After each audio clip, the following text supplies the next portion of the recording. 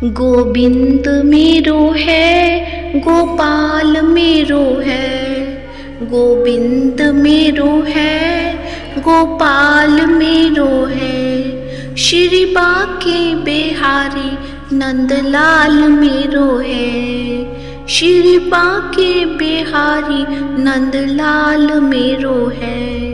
गोविंद मेरो है, गोपाल मेरो है। जय श्री कृष्णा। प्रिय भक्तजनों, आप सभी का मायरा वॉइस चैनल में हार्दिक स्वागत है। आप सभी को चैत्र मास की कामदा एकादशी की हार्दिक शुभकामनाएं। हर महीने कृष्ण पक्ष की और शुक्ल पक्ष की 11वीं तिथि को एकादशी का व्रत रखा जाता है। चैत्र महीने की शुक्ल पक्ष की एकादशी को कामदा एकादशी के नाम से जाना जाता है, क्योंकि हिंदू नववर्ष की पहली एकादशी भी होती है। मान्यता है कि इस एकादशी का व्रत पूजन करने से भगवान विष्णु की कृपा प्राप्त होती है और साधक की हर मनोकामनाएं पूर्ण होती हैं। कामदा एकादशी का व्रत मंगलवार यानी 8 अप्रैल को रखा जाएगा। इस दिन रवि योग और सर्वार्थ सिद्धि योग भी रहेंगे। पूजा के लिए 8 अप्रैल को ब्रह्म मुहूर्त सुबह 4:32 से 5:18 तक रहेगा।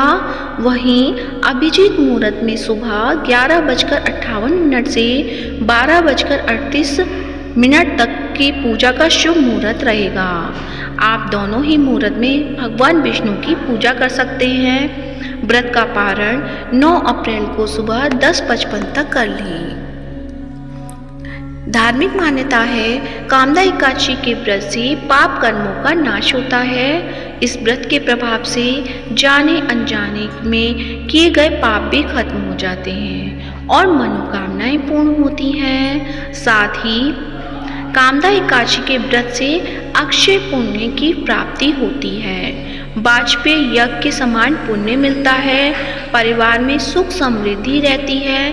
पारिवारिक समस्याएं दूर होती हैं। पिशाचत्व आदि दोषों का नाश होता है।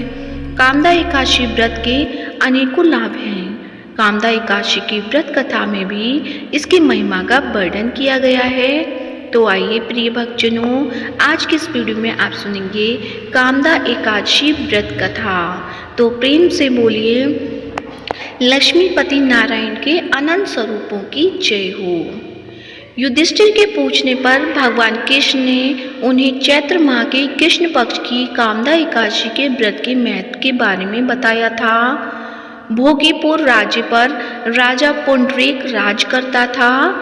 उसके राज्य में धन और ऐश्वर्य की कोई कमी नहीं थी। भोगीपुर में ललित और ललिता नाम के युवक और युवती भी रहते थे और दोनों एक दूसरे से प्रेम करते थे।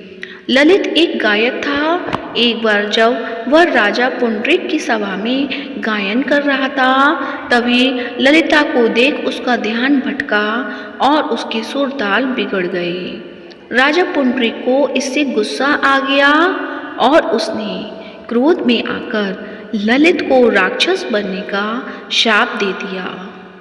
श्राप के प्रभाव से ललित राक्षस बन गया और उसका शरीर 8 योजन में फैल गया। श्राप के कारण ललित का जीवन कष्टपूर्ण हो गया। उधर ललिता भी दुखी रहने लगी। एक दिन ललिता घूमते घूमते विंध्याचल पर्वत पर पहुंच गई। वहीं श्रृंगी ऋषि का आश्रम था। वह आश्रम के भीतर गई तो श्रृंगी ऋषि को प्रणाम किया। श्रृंगी ऋषि ने जब ललिता से आने का कारण पूछा तो उसने रो रो कर अपने मन की पीड़ा बताई। श्रृंगी ऋषि ने ललिता को चैत्र शुक्ल की कामदा एकादशी का व्रत करने और भगवान विष्णु की पूजा करने को कहा। ऋषि ने कहा कि इस व्रत का पालन करने के बाद इस व्रत का पुण्य ललित को प्रदान कर दो। पुण्य के प्रभाव से उसे राक्षस योनि से मुक्ति मिल जाएगी। ललिता ने ऐसा ही किया। उसने पूरे विधि विधान से कामदा एकादशी का व्रत रखकर विष्णु जी की पूजा की और पारण के बाद पुण्य फल ललित को दान कर दिया। विष्णु जी की कृपा से ललित को राक्षस योनि से मुक्ति मिल गई। इस तरह से ललित और ललिता दोनों प्रेम पूर्वक रहने लगे और मृत्यु के बाद उन्हें स्वर्गलोक स्थान प्राप्त हुआ। तो प्रेम से बोलिए लक्ष्मीपति नारायण भगवान की जय हो। आशा करती हूँ आप सभी को कामदा एकादशी व्रत कथा अच्छी लगी होगी। यदि अच्छी लगी है तो वीडियो को लाइक करें, शेयर करें और चैनल को सब्सक्राइब करें और कमेंट बॉक्स में विष्णु भगवान के अनंत स्वरूपों की जय हो या जय श्री हरि अवश्य लिखें। आप सभी का कामदा एकादशी का व्रत सफल और शुभदायक हो। धन्यवाद। जय श्री राधे।